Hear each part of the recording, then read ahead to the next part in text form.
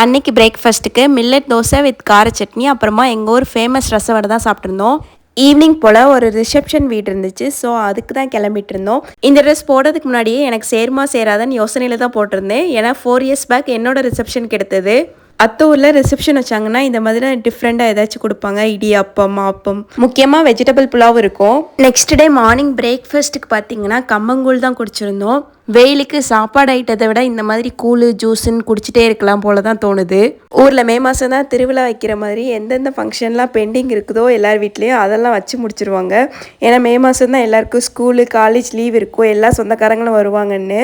எங்கள் ஊர்லலாம் கல்யாணத்துக்கு முன்னாடி நாள் பொண்ணு வீட்டில் தனியாக மாப்பிள்ளை வீட்டில் தனியாக ரிசப்ஷன் வைப்பாங்க. நெக்ஸ்ட் டே மேரேஜ் வைப்பாங்க. கல்யாணத்துக்கு வர முடியாதவங்க ரிசப்ஷனுக்கு வந்துட்டு போவாங்க. நான் ஊருக்கு வந்து ஒரு 20 நாளில் 10 நாள் கிட்டத்தட்ட கல்யாண வீட்டில் தான் சாப்பிட்ருக்கேன்னு நினைக்கிறேன்.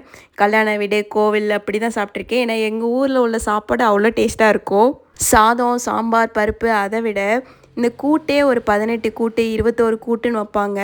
அதை சாப்பிட்றதுக்கே வயிறு நிறைஞ்சிரும். என்னங்க வெஜிடேரியன்லேயே இவ்வளோ வெரைட்டி வச்சுருக்கீங்களான்னு தான் கேட்க தோணும். தேங்க்ஸ் ஃபார் வாட்சிங்.